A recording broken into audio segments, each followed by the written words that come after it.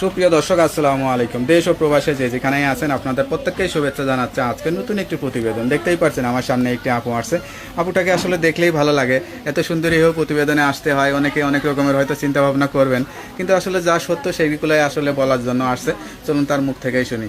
আপু আসসালামু আলাইকুম। ওয়ালাইকুম আসসালাম। আপনার নাম কি? আমার নাম নুসরাত। নুসরাত আপু, কেমন আছেন আপনি? আছি মোটামুটি ভালো। আপনার তো আসলে এখনো প্রতিবেদনে থাকার কথা না, এখানে তো আপনি মানে রাজরানী হয়ে থাকার কথা। আপনি যে পরিমাণে ভাইরাল, মানুষ যে পরিমাণে ভালোবাসা আপনাকে দিতে চেয়েছে বা দিচ্ছে কিনা জানি না, তা আসলে বর্তমান কি অবস্থায় আছে আসলে বলেন। শুনেন ভাই, মুখে সবাই বলে, কাজে কেউ করে দেখাইতে চায় না। আর বাস্তবতা হলে এতটুকু। আমিও তো মনে করেন এই 5-6 মাসে কোনো প্রতিবেদন বা কোনো মিডিয়ার সামনে আমি আসি নাই, কারণ আমি একজনের আশায় ছিলাম। উনি বলছিল যে আমারে মনে করেন বিয়া শাদী করবে, আমারে একটা ছোটখাটো একটা বিজনেস তৈরি করে দিবে সেলাই মেশিনে। তো তার জন্য আমি ওনার কথা ভরসা পেয়ে আমি ভিডিওর সামনে আসছিলাম না।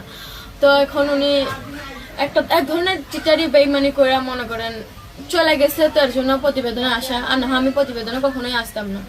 ভালোবাসার আসলে একটা কষ্ট দিছে আর কি, ভালোবাসা মানে মুখে বলে কিন্তু অন্তরে দেয় নাই, তাই তো?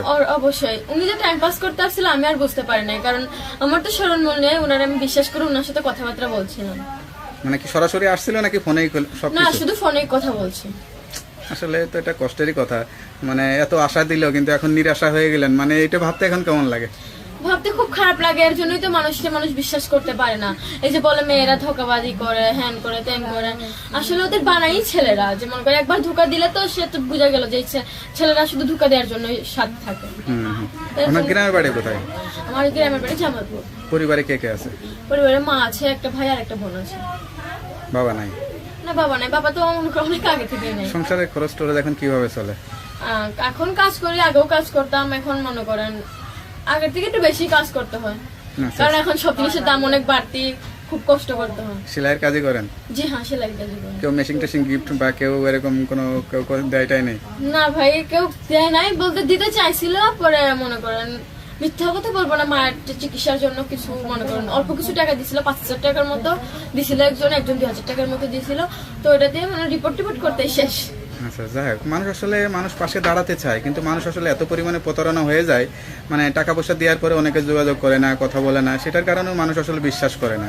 ওটাই তো ভাই, দোষ একজন করে ভুগতে সবারই হয়। হ্যাঁ, এটাই। যাই হোক, যেহেতু আশা ধরে আছেন হয়তো ভালো কিছু হবে, তা বিয়ে শাদী তো করতে হবে, সেটাও তো চিন্তা করেন। হ্যাঁ অবশ্যই। আমি তো সবসময় বলছি ভাই, যে আমার পাশে থাকবে শুধু আমি তার সাথে বিয়ে শাদী করবো। আর আমি প্রেম ভালোবাসা কিছুই করতে চাই না। যে আমার পাশে থাকবে আমি তার সাথে প্রেম তো করলেনই, প্রেমের ফল তো আসলে জিরো। আমি তো পাইলাম না, পাইলে তার কোনো ই হতো না। সেটাই। লেখাপড়া করা হয়েছিল? না, লেখাপড়া তেমন একটা করা নেই, ক্লাস 5 মাত্র 5 পর্যন্ত। আপনি কথাবার্তা যে সুন্দর, আপনার আসলে মানে যদি ভালো লেখাপড়া করতেন, নিজে ভালো কিছু করতে পারতেন, সেটা কি মনে হয় এখন? অবশ্যই সুযোগ সুবিধা যদি হয়ে উঠতো, আমার সুযোগ সুবিধা যদি এখনো হয়, তাহলে আমি এখনো পড়াশোনা করবো, কারণ পড়াশোনার কোনো বয়স থাকে না। ইচ্ছা আছে, তাই না? তো যাই হোক, বিয়ের পরে যদি সেরকম হয়, যদি সেরকম কিছু না, বাচ্চা কাচ্চা হইলেও বাচ্চার সাথে লেখাপড়া করতে হবে, কোনো সমস্যা নাই। ওইটাই। আচ্ছা আচ্ছা, তা কিরকম মানুষ হলে বিয়ে করলে ভালো হবে? মানুষ যেমনই হোক, খালি শুধু যে একটু কেয়ারিং মনে করেন, যে একটু পাশে থাকবে, আমি সেরকম মানুষ চাই। তো আপনার সঙ্গে কিভাবে যোগাযোগ করবে? যে আমার ফোন নাম্বার আছে, ওইটা ফোন দিলেই পারবে। নাম্বারটা একটু বলে দেন। আমি নাম্বার তো মুখস্থ না আমার। নাম্বারটা আমার কাছে দেন, আমি দেখে বলে দিই। আচ্ছা। হ্যালো ভিউয়ার, শুনতে পারলেন এক অসহায় গরিব ঘরের মেয়ে। আসলে মনটা অনেকটাই সাদা সিধা, মানুষের কথাই বিশ্বাস করে ফেলে, কিন্তু বিশ্বাসের আসলে মর্যাদাটা কেউ রাখে না।